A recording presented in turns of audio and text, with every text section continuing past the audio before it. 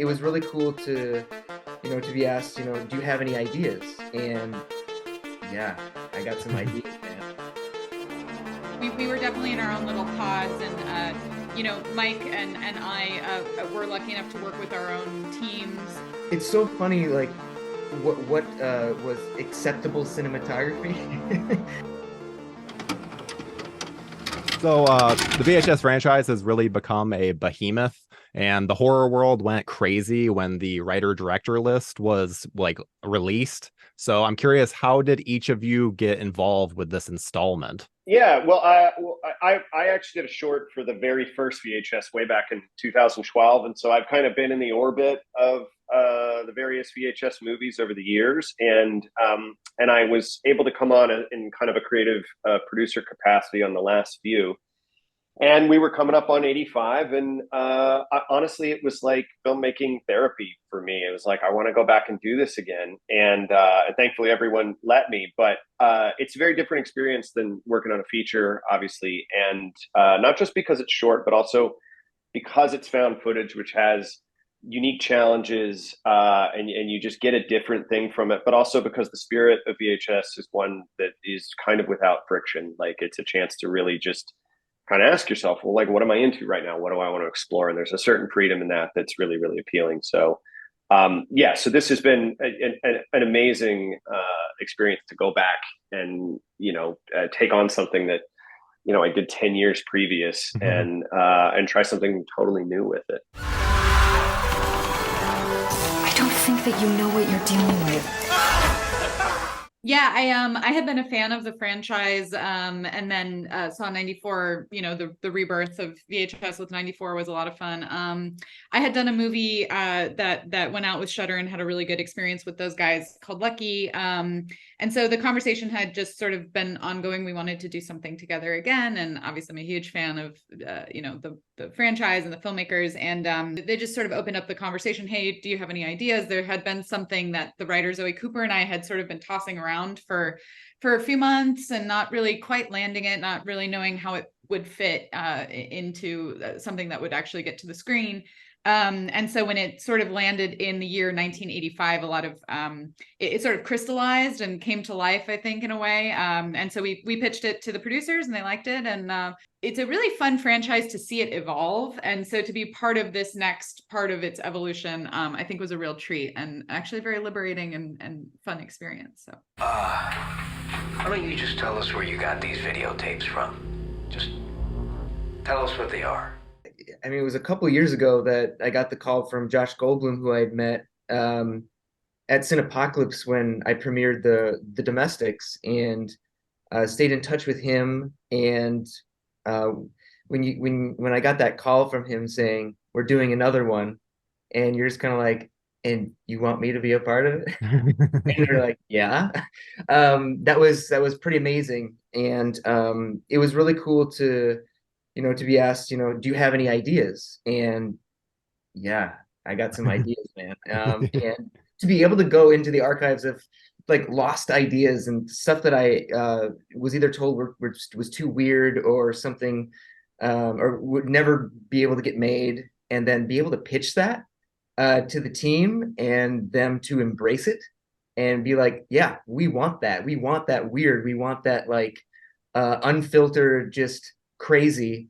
That was a lot of fun. That was a huge treat. And then, yeah, so being able to bring something to life that I never thought I would get to make was pretty amazing. And then, of course, to be a part of this amazing group of filmmakers who I've been following and watching their work, like it's surreal, when you get to that point, and then you get to meet everybody. Yeah. When all the pieces come together and we all get together to premiere it, and you're just like, these are my people, man. I love it. Is that Beta? Yep. Nice. Well, and you hinted at it a little bit in that answer, but I've always been really interested in the creative process behind anthology films, specifically like the VHS series. And so are you guys all just in your own individual productions, like a short film, or is there any collaboration between you? no, I was just gonna say we were in our own little we were definitely in our own little pods, and you know, Mike and I were lucky enough to work with our own teams. Mike was in Minnesota. I was here in LA working with my production team, and there was something sort of magical that happened, though. I think we all took the idea of 85 and VHS and ended up making something that was actually very cohesive, even though we were kind of siloed off. And then of course, you know, it's a testament to Dave going and making this wraparound and sort of finding this anti-Stranger Things aesthetic. Yes. You know, that I think really it lended itself to what we had already been exploring, right? And then they just took it and dialed it up to 10. But yeah, we were pretty we were in our own pockets of production. You should just watch them. I love the 80s so much, and this is my favorite look of the entire franchise. And so did you guys get to shoot with any older cameras, or was this all just filters and throwing it into, you know, your editing software and changing it after the fact? So glad you asked. Yeah, because we get to nerd out on the tech so much when you're doing something that's this retro. But no, the wraparound in particular, we shot.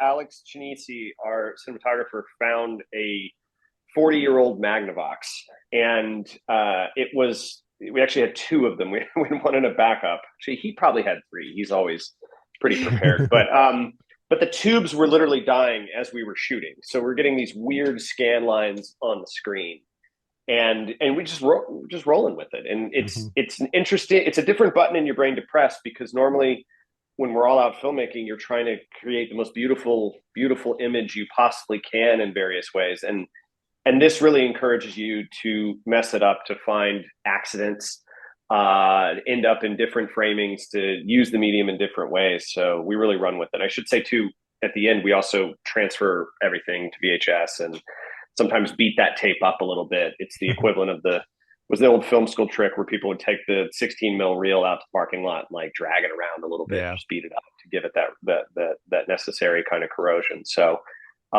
all that's fun, and one can really lose themselves in tape damage, the glitch art of it all, which is its own strange corner of the internet that I think we're paying homage to. So yeah.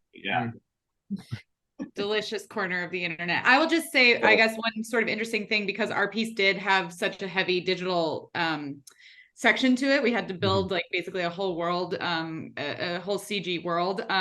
So we talked a lot about sort of how to process that image and how we were sort of layering it out, because it did have this digital component that we had to sort of fit back into the larger. And it ended up being a really exciting process where our creature that exists only in the virtual world, we actually pulled her out from the rest of the process and ran her through an analog process. So she's created in a computer, and then we pulled her out, put her onto tape. I think it was a copy of Phantom Menace or something that we were like recording over.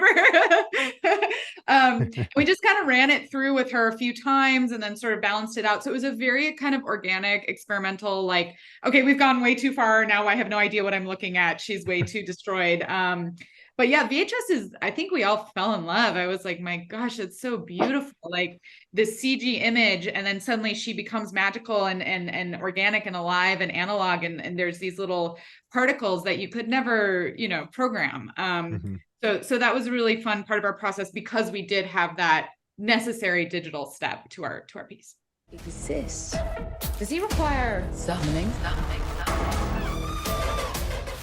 Yeah, I mean, for me, it was one of the key elements to making it feel 80s was watching my dad's old home movies, like when I was like 5 years old, and watching how he shot things, because at that time it was, I mean, I know people had 16 and 8mm cameras that they were doing home movies with, but the VHS revolution was like this whole new thing where you had this big thing that you put on your shoulder, and you look through the viewfinder, and it was like you could rewind and watch what you just did, and there was all sorts of cool stuff. And it was just one of the things that always stuck out to me, like watching some of my dad's old tapes of like parties and the lake, and like I mean, he has footage of like people water skiing and on boats, and it's so funny, like what was acceptable cinematography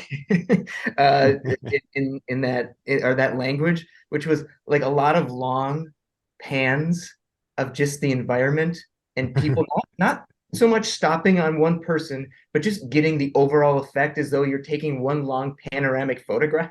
Mhm. And you're just kind of like, okay, okay. But it's where a lot of the charm of that era, and I think what we associate with that era on videotape, a lot of that comes from because that's what people knew what to do. That's how people shot. Yeah. And so that's what inspired a lot of like how I shot things in my segment, and so much of that came from again my just going back and Mhm. combing through those old tapes, man.